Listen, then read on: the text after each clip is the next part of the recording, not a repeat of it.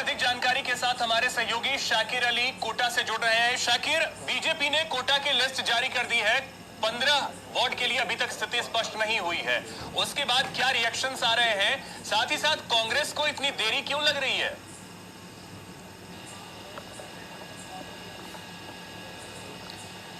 जी बिल्कुल, बीजेपी ने जो है सूची जारी कर दी है, जो इंतजार किया जा रहा था, क्योंकि 1000 से ज़्यादा लोगों ने आवेदन किए थे और उसके बाद स्क्रूटनी हुई और 3 का पैनल जो है जयपुर भेजा गया था।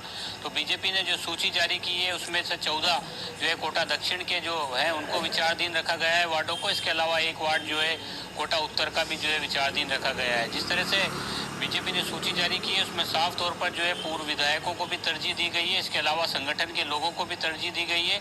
साथ साथ ही जो है लोकसभा स्पीकर ओम बिरला के जो समर्थक हैं उनको भी कोटा दक्षिण से जो है बड़ी मात्रा में प्रत्याशी बनाया गया है। तो जिस तरह से बीजेपी की सूची जारी हो गई है, अब इंतजार कांग्रेस की सूची का किया जा रहा है, क्योंकि कांग्रेस की सूची जो है कोटा उत्तर की सूची जो है बताया जा रहा था कि लगभग कंप्लीट हो गई है, लेकिन दक्षिण की सूची को लेकर के जो कशमकश चल रही थी वो अभी तक जारी है। तो उम्मीद की जा रही है कुछ देर बाद या देर रात तक जो है कांग्रेस की भी सूची जारी हो जाएगी, क्योंकि कोटा उत्तर का जो इलाका है वहाँ के जो 70 वार्डों में से 56 जो वार्ड है वो कोटा उत्तर विधानसभा में आते हैं और यूडीएच मंत्री शांति धारीवाल जो है वो वहाँ के प्रत्याशियों के नाम जो है कल ही सभी नामों पर जो है तय कर चुके हैं। तो वो सूची जारी करने का इंतजार जो है कोटा दक्षिण के कुछ नामों को लेकर के चल रहा है। कुछ बदलाव की भी सूचनाएं अभी आ रही थी कि कुछ वार्डों में जैसे ही कल देर रात से जो है कांग्रेस के जो वरिष्ठ नेता हैं उन्होंने कुछ जो प्रत्याशी बनाए जाने वाले हैं उनको दस्तावेज तैयार करने के लिए जो फ़ोन किए थे, उसके बाद जो है कई जगहों पर विरोध भी देखने को मिल रहा है कि स्थानीयों को प्रत्याशी बनाया जाए। तो हालांकि अभी सूची जारी नहीं हुई है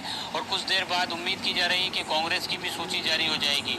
जिस तरह से सूची जारी हुई है बीजेपी की, उसमें साफ तौर पर पिछला जो बोर्ड है उसमें से करीब आधा दर्जन पूर्व विधायकों को जो है दोबारा मौका दिया गया है। पूर्व उप महापौर सुनीता व्यास जो है वो दोबारा से वार्ड 20 से जो है प्रत्याशी बनाई गई है। इसके अलावा जो चौथा चुनाव जो लड़ रहे हैं गोपाल राम मंडा, वो चौथी बार जो है उनको प्रत्याशी बीजेपी ने बनाया है वार्ड के लिए।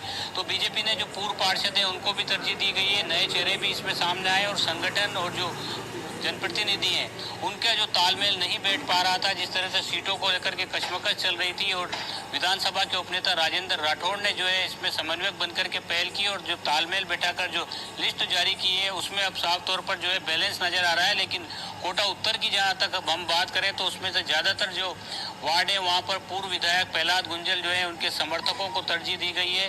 सिर्फ 15 वार्ड ऐसे हैं जहाँ पर जो है 15 वार्ड है वो बचे हुए हैं। अब उसमें देखना होगा कि ये 15 की लिस्ट कितने देर में बीजेपी जारी करती है।